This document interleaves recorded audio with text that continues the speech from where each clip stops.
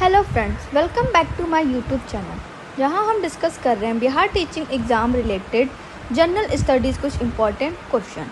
Already मैंने बहुत सारे वीडियोस इसके अपलोड करके उसका अलग से प्लेलिस्ट बना रखा है, तो आप अगर मेरे चैनल पे नए हैं तो इसको लाइक करें, सब्सक्राइब करें और ज़्यादा से ज़्यादा शेयर करें। तो स्टार्ट करते हैं आज की क्लास। किसने गलती से लेफ्टिनेंट आइस्ट को मार डाला? आपका मदन लाल डीगरा, खुदीराम बोस और प्रफुल्ल चाकी, दामोदर और बालकृष्ण, उपरोक्त में से एक से अधिक या इनमें से कोई। तो देखिए आपका ऑप्शन सी क्या है, करेक्ट है।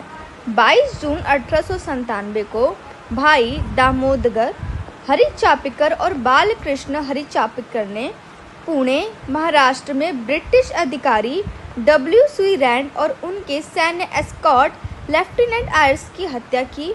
और 1857 के विद्रोह के बाद जो ये था, भारत में उग्र राष्ट्रवाद का पहला मामला था। तो ठीक है, तो आपका करेक्ट आंसर यहाँ पे क्या हो गया, ऑप्शन सी, दामोदर और बालकृष्ण।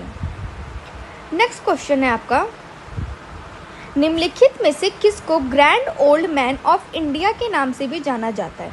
दादा भाई नौरोजी, बाल गंगाधर तिलक, गोपाल कृष्ण गोखले या उपयुक्त में से एक से अधिक या कोई नहीं? देखिए इसका करेक्ट आंसर है आपका ऑप्शन ए, दादा भाई नौरोजी। नेक्स्ट क्वेश्चन, अच्छा इनके बारे में थोड़ा सा जान लेते हैं कि ये ग्रैंड ओल्ड मैन तो जाने जाते हैं और भारतीय राष्ट्रवाद के जनक के रूप में भी ये जाने जाते हैं। यह ब्रिटिश संसद के सदस्य के रूप में चुने जाने वाले पहले भारतीय थे। उन्हें इंग्लैंड में भारत का अनौपचारिक राजदूत माना जाता था। Poverty and un British rule in India, कौन सी बुक ये लिखी गई थी? तो poverty and un British rule in India नामक पुस्तक उनके द्वारा लिखी गई थी। धन निष्कासन सिद्धांत उनके द्वारा प्रतिपादित किया गया था।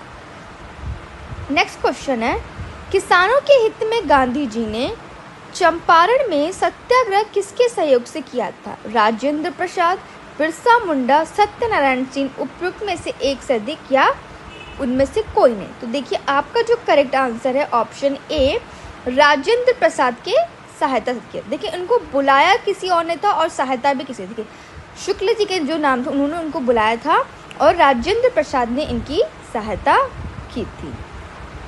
देखिए चंपारण सत्याग्रह स्वतंत्रता संग्राम में गांधी द्वारा पहला सविनय अवज्ञा आंदोलन था। तो ये एक लाइन हो गया कि ये पहला आपका क्या था, तो सविनय अवज्ञा आंदोलन था। गांधी जी मोतिहारी बिहार में चंपारण का जिला मुख्यालय के किसानों की स्थिति की जांच करने के लिए वकीलों की टीम के साथ ब्रज किशोर प्रसाद, राजेंद्र प्रसाद, अनुग्रह नारायण सिंह और आचार्य कृपलानी सहित एक नील किसान राजकुमार शुक्ला, ठीक है, तो इन लोगों ने तो इनकी सहायता की थी, लेकिन बुलाया किसने था? तो राजकुमार शुक्ल ने बुलाया था। नेक्स्ट क्वेश्चन है, बारदोली सत्याग्रह का नेता कौन था? बाल गंगाधर तिलक, सरदार वल्लभ भाई पटेल, पंडित जवाहरलाल नेहरू या उपयुक्त में से एक से अधिक या कोई नहीं? तो इनके जो नेता थे ये सरदार वल्लभ भाई पटेल थे। ठीक है, तो ये कब हुआ था? तो आपका 1932 में हुआ था। और इसका कारण क्या, मतलब इस सत्याग्रह के पीछे कारण ये था कि ये 30% जो वृद्धि की गई थी भू राजस्व में, 30% ब्रिटिश सरकार के द्वारा जो वृद्धि की गई थी इसी का विरोध किया था। अच्छा, इस सत्याग्रह के बाद वहाँ की महिलाओं के कहने पर गांधी जी को क्या की गई थी? तो सरदार की उपाधि दी गई थी। नेक्स्ट क्वेश्चन है आपका, भारतीय राष्ट्रीय कांग्रेस के पहले अध्यक्ष थे W.C. बनर्जी, दादा भाई नौरोजी, बदरुद्दीन तैयब या उपयुक्त में से एक से अधिक? तो देखिए भारतीय राष्ट्रीय कांग्रेस के पहले अध्यक्ष आपके थे W.C. बनर्जी। ठीक है, तो देखिए ये है इसके बारे में कि 1885 में A.O. ह्यूम ने भारतीय राष्ट्रीय कांग्रेस की स्थापना इसका की थी और इसका पहला अधिवेशन 1885 में व्योमेश चंद्र बनर्जी की अध्यक्षता में कहाँ पे हुआ था? बम्बई में। एक तो आपसे आपका ईयर पूछेगा, जगह पूछेगा और पूछेगा कि इसकी अध्यक्षता किसने की थी। फिर देखिए जो 1886 और 1887 में भी हुआ था दूसरा व तीसरा अधिवेशन क्रमशः कलकत्ता एवं मद्रास में दादा भाई नौरोजी और बदरुद्दीन तैयब जी की अध्यक्षता में हुई। नेक्स्ट क्वेश्चन है, निम्नलिखित में से कौन होम रूल आंदोलन से संबंध नहीं था? बाल गंगाधर तिलक, एनी बेसेंट, सरोजनी नायडू। तो देखिए, बाल गंगाधर तिलक और एनी बेसेंट और सरोजनी नायडू ये तीनों जो थे संबंधित थे, और क्वेश्चन में क्या पूछा? संबंध नहीं था, इसीलिए आपका करेक्ट आंसर उपयुक्त में से कोई नहीं, यानी ऑप्शन ई हो जाएगा। देखिए, एक ये कि जो होम रूल आंदोलन के प्रचार प्रसार के लिए तिलक ने अप्रैल 1960 में और एनी बेसेंट ने सितंबर 1960 में होम रूल लीग की स्थापना की थी। नेक्स्ट क्वेश्चन, जलियांवाला बाग कांड के दौरान भारत का वायसराय कौन था? Lord Chelmsford, Lord Curzon, Lord Irwin, या मोर देन अबव, या नन ऑफ द अबव। देखिए, इसमें आपका करेक्ट आंसर हो जाएगा लॉर्ड चेम्सफोर्ड। कौन था? Option A. जलियांवाला बाग कांड के दौरान ये था वायसराय उस समय का, यानी ऑप्शन ए क्या हो गया? आपका करेक्ट आंसर हो गया। देखिए, इनके बारे में ये है कि इनका कार्यकाल कब तक था? तो 1916 से 1921 था। अच्छा, इन्हीं के काल में जो था आपका सैडलर आयोग तथा 1919 रॉलेट एक्ट पारित हुआ। ठीक है, तो एक तो ये आपका इम्पोर्टेंट हो गया कि ये एक घटना हुई थी। दूसरा ये हुआ था कि सैडलर आयोग बना था और रॉलेट एक्ट भी पारित हुआ। रॉलेट एक्ट आपका क्या था कि अगर सरकार को किसी पे भी संदेह होता था तो वो उसको गिरफ्तार कर सकता था पूछताछ करने के लिए, बिना किसी कानूनी कार्रवाई के, मतलब कोई परमिशन नहीं। आपको अगर उस पर संदेह तो वो उसको गिरफ्तार करके पूछताछ कर सकता था अपने अकॉर्डिंग। तो ये था रॉलेट एक्ट, और इसी के विरोध में क्या हुआ था? तो आपका जलियांवाला बाग नरसंहार घटित हुआ था। नेक्स्ट क्वेश्चन है, निम्नलिखित में से कौन सा आंदोलन महात्मा गांधी द्वारा शुरू किए गए थे? असहयोग आंदोलन, भारत छोड़ो आंदोलन, या स्वदेशी आंदोलन। तो देखिए, इसका आपका हो जाएगा उपयुक्त में से एक, क्योंकि ये तीनों ही क्या थे? तो गांधी जी द्वारा शुरू किए गए थे, तो इसीलिए आपका ऑप्शन डी क्या हो जाएगा? करेक्ट आंसर हो जाएगा। देखिए, असहयोग आंदोलन कब से कब तक था? तो 1920 से 22 तक था। भारत छोड़ो आंदोलन 1942 से 44 तक था, और स्वदेशी आंदोलन आपका 1905 तक था। नेक्स्ट क्वेश्चन, 1936 में अखिल भारतीय किसान सभा AIKS की स्थापना बिहार में किसके नेतृत्व में हुई थी? जयप्रकाश नारायण, डॉक्टर राजेंद्र प्रसाद, या स्वामी सहजानंद सरस्वती। तो देखिए, इसका करेक्ट आंसर है आपका ऑप्शन सी। ये हुआ था स्वामी सहजानंद सरस्वती द्वारा 1936 में। ये जो थे इसके प्रथम अध्यक्ष भी थे, और इसी सत्र में NG रंगा को क्या कहा गया? इनको इसका सचिव चुना गया था। नेक्स्ट क्वेश्चन, भौगोलिक क्षेत्रफल के अनुसार भारत की निम्नलिखित भौतिक यानी फिजियोग्राफिक इकाइयों को आरोही क्रम में व्यवस्थित कीजिए। आपका सेंट्रल हाईलैंड्स, केंद्रीय उच्च विभाग, महान मैदान, तटीय मैदान, और उत्तरी पर्वत। तो देखिए, इसमें आपका करेक्ट आंसर हो जाएगा ऑप्शन ए, यानी 3, 1, 2, 4। Next question, what is the distance between sun and earth? सूर्य से पृथ्वी की दूरी कितनी है? 93 मिलियन, 103 मिलियन, 83 मिलियन, या कोई? देखिए, इसमें से आपका करेक्ट आंसर हो जाएगा ऑप्शन ए, कि सूर्य से पृथ्वी की जो दूरी है लगभग 93 मिलियन है। नेक्स्ट क्वेश्चन, भारत के कुल भूमि क्षेत्र में पर्वतों का हिस्सा है 30%, 27%, 40%। तो आपका करेक्ट आंसर है ऑप्शन ए, 30%। भौगोलिक वितरण को कुल क्षेत्रफल के प्रतिशत में निम्नानुसार व्यक्त किया जा सकता है। 30% पर्वत है, 27.7 पठार, 43.2% मैदान। नेक्स्ट क्वेश्चन, निम्नलिखित देशों में से किसकी भारत के साथ सबसे अधिक लंबी सीमा है? पाकिस्तान, म्यांमार, बांग्लादेश। देखिए, आपका करेक्ट आंसर है option C, Bangladesh. Next question, निम्नलिखित नगरों में से कौन सा नगर कर्क रेखा के उत्तर में अवस्थित है? भोपाल, रांची, आइजोल, या इसमें से एक से अधिक, या कोई? तो देखिए, आपका करेक्ट आंसर है आइजोल। आइजोल क्या है? तो कर्क रेखा के ऊपर स्थित है। देखिए, एक जो ये आपका है कि जो भोपाल है, भोपाल रांची कर्क रेखा के दक्षिण में स्थित है। नेक्स्ट क्वेश्चन, भारत का सबसे शुष्क स्थान है लेह, बीकानेर, जैसलमेर। तो आपका करेक्ट आंसर है option C, Jaisalmer. Next question, Bharat के कितने राज्यों की सामान्य सीमा इन कॉमन बॉर्डर पाकिस्तान एवं बांग्लादेश के साथ है? 6, 5, 7। उपयुक्त में से एक से अधिक या उसमें से कोई नहीं। तो देखिए यहाँ पे आपका दिया है कि इसमें भारत की सीमा जो है वो 9 देशों से संलग्न है, जिसमें से 7 देश जो है आपके स्थलीय हैं, 2 देश जो हैं समुद्री सीमाएं साझा होती हैं। तो इसीलिए उसमें से आपका एक भी ऑप्शन करेक्ट नहीं था, क्योंकि 9 ऑप्शन नहीं दिया, तो इसीलिए उसमें होगा आपका आंसर ई। पाकिस्तान की सीमा 2 केंद्र शासित प्रदेश और 3 भारतीय राज्य जम्मू कश्मीर, लद्दाख, पंजाब, राजस्थान, गुजरात तथा बांग्लादेश की सीमा 5 राज्यों पश्चिम बंगाल, मेघालय, मिजोरम, त्रिपुरा और असम से मिलती है। भारत के किसी भी राज्य की सीमा पाकिस्तान एवं बांग्लादेश से साझा रूप से संलग्न नहीं है। नेक्स्ट क्वेश्चन है आपका, कर्क रेखा द्वारा सर्वाधिक क्षेत्र आच्छादित है? रांची पठार का, मालवा पठार का, छोटा नागपुर का।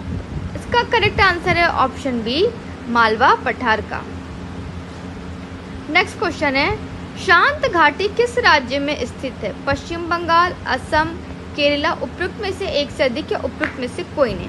इसका करेक्ट आंसर है ऑप्शन सी, केरल। केरल में क्या है? तो शांत घाटी स्थित है। बढ़ते हैं नेक्स्ट क्वेश्चन की ओर। बिहार की निम्नलिखित में से कौन सी सीमा सबसे पुरानी नदी घाटी परियोजना है? दामोदर नदी घाटी परियोजना, सोन नदी घाटी परियोजना, कोसी नदी घाटी परियोजना। तो इसमें देखिए आपका ऑप्शन ए जो है वो करेक्ट हो जाएगा, दामोदर नदी घाटी परियोजना। ठीक है, देखिए ये क्या है, इसके बारे में थोड़ा जान लेते हैं कि जो दामोदर नदी घाटी परियोजना बिहार की तो सबसे पुरानी नदी घाटी परियोजना है ही, लेकिन जो दामोदर घाटी है वो बहुउद्देशीय परियोजना है। भारत की इस तरह की पहली परियोजना है। यह निगम 7 जुलाई 1948 को अस्तित्व में आया, जो संयुक्त राज्य अमेरिका के टेनेसी घाटी यानी प्राधिकरण पर आधारित था। यह झारखंड और पश्चिम बंगाल की संयुक्त परियोजना है। इस परियोजना के तहत कई बांधों, बैराज और थर्मल पावर प्लांट का निर्माण किया गया था। नेक्स्ट क्वेश्चन, सेंट्रल हाईलैंड्स के बारे में निम्नलिखित में से कौन सा कथन सही है? यह दक्कन पठार का एक हिस्सा है, यह अरावली से घिरा हुआ है, इसका पश्चिमी भाग मालवा पठार में है, या उपयुक्त में से एक से अधिक या इनमें से कोई नहीं। देखिए इसमें आपका करेक्ट आंसर हो जाएगा ऑप्शन बी। ठीक है, आपका ऑप्शन बी यानी ये कि यह जो है अरावली से घिरा हुआ है। अब इसके बारे में थोड़ा सा पढ़ लेते हैं। सॉरी इसका आंसर एक से अधिक है, तो ऑप्शन डी हो जाएगा। अब इसके बारे में पढ़ लेते हैं। देखिए वे पश्चिम में अरावली पर्वतमाला से घिरे हैं। यह दक्कन के पठार की सबसे उत्तरी सीमा बनाती है। थर्ड, नर्मदा नदी के उत्तर में स्थित प्रायद्वीपीय पठार का वह भाग है जो मालवा पठार के एक बड़े क्षेत्र को कवर करता है, मध्य उच्च भूमि के नाम से जाना जाता है। नेक्स्ट है आपका फिर विंध्य पर्वतमाला दक्षिण में सतपुड़ा पर्वतमाला और उत्तर पश्चिम में अरावली पर्वतमाला से घिरी हुई है। फिर नेक्स्ट है कि जो सामान्य ऊंचाई समुद्र तल से 700 से 1000 मीटर ऊपर। नेक्स्ट है फिर उच्च भूमि में मारवाड़, अपलैंड, मध्य भारत पठार, मालवा पठार, बुंदेलखंड पठार, बघेलखंड पठार, छोटा नागपुर पठार शामिल है। अब पढ़ते हैं नेक्स्ट क्वेश्चन की ओर। भारत में मूंगे की चट्टानें पाई जाती हैं हिमालयी क्षेत्र में, अंडमान और निकोबार द्वीप समूह में, या उत्तर प्रदेश में, या एक से अधिक या इनमें से कोई। एक सेकंड सॉरी, इसमें देखते हैं आपका करेक्ट आंसर है ऑप्शन बी कि यह अंडमान और निकोबार द्वीप समूह में पाई जाती है। हाँ, ये जो द्वीप है भारत के पूर्वी तट से दूर बंगाल की खाड़ी में स्थित है। बढ़ते हैं नेक्स्ट क्वेश्चन की ओर। नेक्स्ट क्वेश्चन जो आपका जो टॉपिक है पर्वतीय पठारी एवं मैदानी क्षेत्र तथा प्रमुख दर्रे। निम्नलिखित श्रेणियों को उत्तर से दक्षिण की ओर क्रम में व्यवस्थित कीजिए। लद्दाख, काराकोरम, पीर पंजाल या जास्कर। तो देखिए इसमें आपका करेक्ट आंसर हो जाएगा ऑप्शन बी, यानी 2, 1, 4, 3। ठीक है, तो पहला आपका आएगा काराकोरम, ये आपका आएगा, फिर उसका आएगा आपके बाद लद्दाख, उसके बाद आएगा आपका जास्कर और उसके बाद आएगा आपका पीर पंजाल। नेक्स्ट क्वेश्चन है, निम्नलिखित क्षेत्र में से किसकी न्यून हिम रेखा है?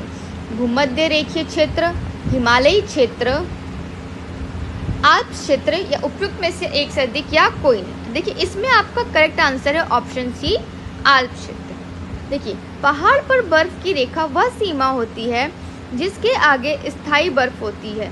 यह समुद्र तल से 3500 मीटर ऊपर होती है। आल्प्स में समुद्र तल से 2700 मीटर ऊपर बर्फ की रेखा होती है। नेक्स्ट क्वेश्चन है, मालनाड क्षेत्र का संबंध निम्नलिखित में से भारत के किस पठार से है?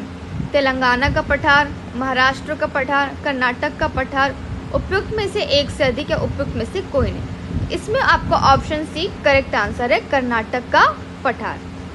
मालनाड जो है क्षेत्र का संबंध भारत के कर्नाटक के पठार से है। यह पठार जो है आपका धारवाड़ पर्वतीय प्रणाली की ज्वालामुखी चट्टानों और ग्रेनाइट से मिलकर बना है। इस पठार का नामकरण है करनाड, जिसका अर्थ है काली मिट्टी की भूमि।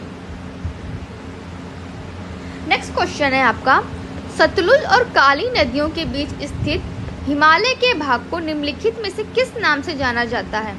कुमायूं हिमालय, असम हिमालय या नेपाल हिमालय या उपयुक्त में से एक से अधिक या कोई नहीं। तो देखिए इसमें आपका करेक्ट आंसर है ऑप्शन ए, कुमायूं हिमालय के नाम से जाना जाता है। देखिए इसके बारे में थोड़ा जान लेते हैं कि जो कुमायूं हिमालय सतलुज और काली नदी के बीच स्थित हिमालय का ही भाग है। काली और तीस्ता नदियों के बीच स्थित हिमालय के भाग को नेपाल हिमालय कहा जाता है। तीस्ता और दिहांग नदियों के बीच स्थित हिमालय के भाग को असम हिमालय कहा जाता है। अब आपका नेक्स्ट टॉपिक है, अपवाह तंत्र, प्रमुख घाटियां, प्रपात एवं झीलें। इससे रिलेटेड कुछ इंपॉर्टेंट क्वेश्चन अब डिस्कस करेंगे। ऑक्सबो, ये बहुत इंपॉर्टेंट क्वेश्चन है, कई सारे एग्जाम में ये पूछा गया है। चाप झील या ऑक्सबो झील पाई जाती है हिमनदों में, नदी घाटियों में, रेगिस्तानों में, एक से अधिक या कोई नहीं। देखिए ये आपका पाया जाता है नदी की घाटियों में। देखिए क्या होता है, जब मैदानी भागों में नदियां प्रवेश करने के उपरांत जो नदी है क्षैतिज अपरदन के कारण घुमावदार मोड़ों से होकर प्रवाहित होती है, तो ये नदी जो है ये जो मोड़ है नदी विसर्प कहे जाते हैं। इन घुमावदार मोड़ों के विस्तृत होने के उपरांत नदी अपने विसर्प को छोड़कर सीधे मार्ग से प्रवाहित होती है। इन विसर्पों में जल भर जाने से निर्मित झील को क्या कहते हैं? तो गोखुर झील या चपाकार झील कहते हैं। ये सारे बहुत इंपॉर्टेंट पॉइंट है और ये बहुत इंपॉर्टेंट क्वेश्चन भी है। नेक्स्ट क्वेश्चन, निम्नलिखित में से कौन सी उथली झील है? यूट्रोफिक झील, ओलिगोट्रोफिक झील, खारी झील। देखिए इसमें आपका करेक्ट आंसर क्या हो जाएगा? मोर देन एबव, मतलब इसमें इसका आंसर ज्यादा। फिर देखिए यूट्रोफिक झीलें होती क्या है? यूट्रोफिक झीलें जो होती हैं पोषक तत्व जैसे नाइट्रोजन और फास्फोरस से समृद्ध होती है। ये पोषक तत्व शैवाल और अन्य जलीय पौधों की उच्च उत्पादकता को बढ़ावा देते हैं, जिससे अक्सर पानी की गुणवत्ता क्या होती है? तो खराब हो जाती है और ऑक्सीजन का स्तर कम हो जाता है। ठीक है, फिर जो है कि ऐसी झीलें अक्सर उथली होती हैं क्योंकि पोषक तत्व संवर्धन झील के बेसिन को भरते हुए पौधों की वृद्धि को बढ़ावा देता है। नेक्स्ट है आपको ओलिगोट्रोफिक झीलें। ओलिगोट्रोफिक झीलें जो होती हैं उसमें पोषक तत्वों का स्तर कम होता है और ये आमतौर पर ग्रेनाइट व कठोर प्रतिरोधी बेडरॉक वाले परिदृश्यों में पाई जाती है। इनमें आमतौर पर साफ पानी होता है जिसमें गहराई पर भी उच्च ऑक्सीजन स्तर क्या होता है जिससे ये ट्राउट जैसी प्रजातियों के लिए अनुकूल होती है। नेक्स्ट जो है, ये झीलें उथली और गहरी दोनों हो सकती हैं, इसलिए इनका उथली के रूप में वर्गीकरण अनन्य नहीं है। नेक्स्ट जो आपका है लवणीय झीलें। लवणीय झीलों में लवण की उच्च सांद्रता होती है जो आमतौर पर उच्च वाष्पीकरण दर या खनिज समृद्ध जल के अंतर्वाह के कारण होती है। इनकी गहराई बहुत भिन्न हो सकती है, कुछ बहुत उथली और कुछ बहुत गहरी होती है। उदाहरण के लिए यूटा में ग्रेट सॉल्ट लेक जो उथली है और मृत सागर है। ठीक है, तो इस क्वेश्चन में आपका क्या हो जाएगा, ये क्वेश्चन में आपका आंसर सही हो जाएगा ऑप्शन डी। बढ़ते हैं नेक्स्ट क्वेश्चन की ओर। गंगा नदी के किनारे स्थित शहर कौन सा है? प्रयागराज, दिल्ली, भोपाल। तो इस ऑप्शन में जो आपका करेक्ट आंसर है प्रयागराज, जो गंगा नदी के किनारे स्थित है। अच्छा, कुछ इंपॉर्टेंट फैक्ट यहाँ पे है कि जो इलाहाबाद क्षेत्र जिसे प्रयाग के नाम से जाना जाता है वह स्थान गंगा और यमुना नदियां से मिलती हैं। प्रयागराज इलाहाबाद का वर्तमान नाम है, जिससे पहले कौशाम्बी के नाम से जाना जाता था। यह भारतीय राज्य उत्तर प्रदेश में गंगा, यमुना और सरस्वती नदियों के संगम पर स्थित है। नेक्स्ट क्वेश्चन है आपका, चिनाब नदी अंततः सिंध नदी में कहाँ पर मिलती है? मितनकोट, तांदी या अहमदपुर सियार। देखिए, ये आपको मिलता है मितनकोट, यानी करेक्ट आंसर क्या है आपका ऑप्शन ए। चिनाब नदी सिंधु की सबसे बड़ी सहायक नदी। ठीक है, तो आपसे ये पूछ जाएगा कि सिंधु की सबसे बड़ी सहायक नदी कौन सी है, तो चिनाब। यह पाकिस्तान के मिथनकोट में सिंधु नदी से मिलती है और फिर सतलुज नदी के साथ मिलकर क्या बनाती है, तो पंचनद नदी बनाती है। नेक्स्ट क्वेश्चन है, which of the following rivers has largest catchment area? निम्नलिखित नदियों में से सबसे बड़ा जलग्रह क्षेत्र किसका है? काली नदी, पोनानी या पेरियार। तो इसका करेक्ट आंसर है ऑप्शन बी, पोनानी। नेक्स्ट क्वेश्चन, जल प्रपात और नदी के निम्नलिखित जोड़ों में से कौन सा जोड़ा सही सुमेलित नहीं? जोग शरावती, कपिल धारा कावेरी, धुआंधार गोदावरी, उपयुक्त में से एक से अधिक या कोई नहीं। तो देखिए, इसका करेक्ट आंसर होगा ऑप्शन बी, क्योंकि देखिए जो धुआंधार जलप्रपात मध्य प्रदेश के जबलपुर जिले में नर्मदा पर स्थित है, जबकि कपिला धारा आपका क्या है, नर्मदा नदी पर से, जबकि कपिल धारा जलप्रपात भी नर्मदा नदी पर और मध्य प्रदेश के अमरकंटक जिले पर स्थित है। देखिए, तो इसमें से क्या सुमेलित नहीं था, तो इन दोनों का हो गया और ये ऑप्शन गलत दिए थे, यानी आपका एक से अधिक हो गया। हाँ, यहाँ पे सॉरी ये बताना भूल गई, जो जोगकर सुप्पा जलप्रपात है वो पश्चिमी कर्नाटक के शिमोगा जिले में शरावती नदी पर स्थित है। देश का दूसरा सर्वोच्च जलप्रपात है और इसका नया नाम क्या है, तो महात्मा गांधी जलप्रपात। ठीक है, तो जोगकर सुप्पा उसका नया नाम क्या है, तो महात्मा गांधी जलप्रपात है। नेक्स्ट क्वेश्चन है, लिखा पानी हिमनद भारत के निम्नलिखित में से किस राज्य में स्थित है? अरुणाचल प्रदेश, हिमाचल प्रदेश, सिक्किम या इससे अधिक क्या, इसमें से कोई नहीं। तो इसका करेक्ट आंसर है ऑप्शन ए, अरुणाचल प्रदेश, यानी लिख पानी धरा जो है अरुणाचल प्रदेश राज्य में स्थित है। एक और चीज कि यह अरुणाचल प्रदेश को म्यांमार से जोड़ता है। कहाँ से, तो म्यांमार से जोड़ता है। अरुणाचल प्रदेश में ग्लेशियर महान हिमालयी पर्वतमाला में पाए जाते हैं जो तिब्बती सीमा के साथ चलती है, और उनमें से कुछ है बिचोम ग्लेशियर, कांगटो ग्लेशियर या माजगोल ग्लेशियर। नेक्स्ट क्वेश्चन है, निम्नलिखित में से कौन सी सहायक नदी ब्रह्मपुत्र से उत्तर दिशा से नहीं मिलती है? सुबनसिरी, बेलसिरी या मानस। इसका देखिए, इसमें से होगा कोई नहीं। क्यों? क्योंकि जो ब्रह्मपुत्र नदी है वो हिमालय के उत्तर में तिब्बत के पठार पर स्थित मानसरोवर झील से निकलती है। यहाँ पे तो मानसरोवर झील आपका दिया नहीं है, तो इसीलिए आपका ऑप्शन ई क्या हो जाएगा, करेक्ट आंसर हो जाएगा। और हिमालय के साथ साथ पूर्व की ओर बहती है।